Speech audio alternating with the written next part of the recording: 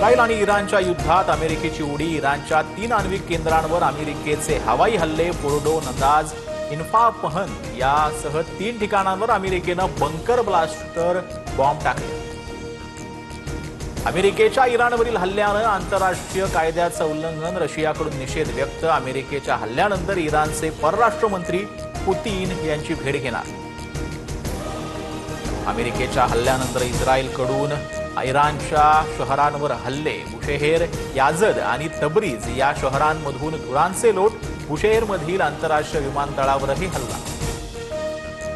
अमेरिकेच्या हल्ल्याआधीच इराणनं युरेनियम इतरत्र हलवल्यानं कमी नुकसान, रॉयटर्सच्या सूत्रांची माहिती. मात्र 3ही आण्विक केंद्र नष्ट केल्याचा अमेरिकेचा दावा.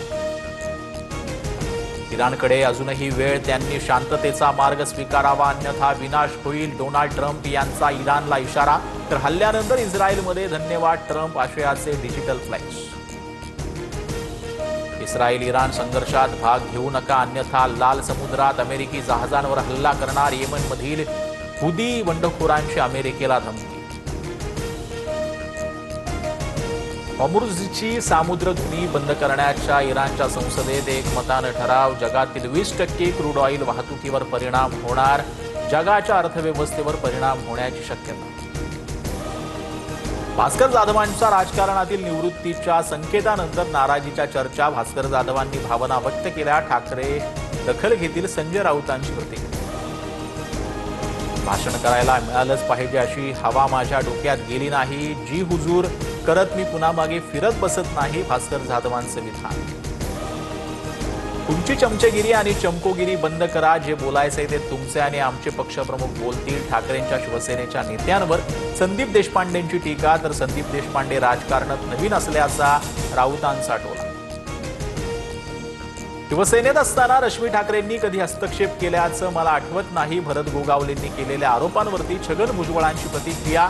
टीका करताना संयम ठेवण्याचाही सल्ला. संजय लाखे पाटलांकडून शिवसेना सचिव पदाचा आणि पक्षाचा राजीनामा. संजय राऊत आणि अंबादास दानवेंवर आरोप करत ठाकरेंच्या सेनेला जय महाराष्ट्र.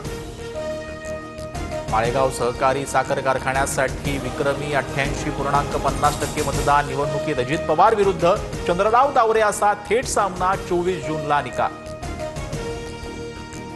वारीमुळे रस्ता जाम होतो मात्र आम्ही नमाज पठण केल्यावर तक्रारी करतात. अबू आझमींचं वादग्रस्त वक्तव्य. तर आझमींना वादग्रस्त वक्तव्य करण्याचा शौक.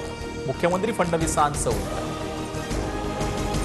औरंगजेब हा पवित्र माणूस होता. मालेगावचे माजी आमदार आसिफ शेख यांची मुक्ताफळं. औरंगजेब सेक्युलर होता, केवळ राजकारणासाठी बदनामी होत असल्याचंही वक्तव्य.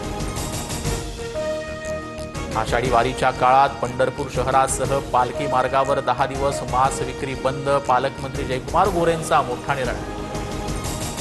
मुंबईसह कोकण, नाशिक आणि पश्चिम घाटमाथ्यावर जोरदार पावसाचा इशारा. पुढील 3 दिवस मध्य महाराष्ट्रात तुरळक ठिकाणी पावसाची शक्यता.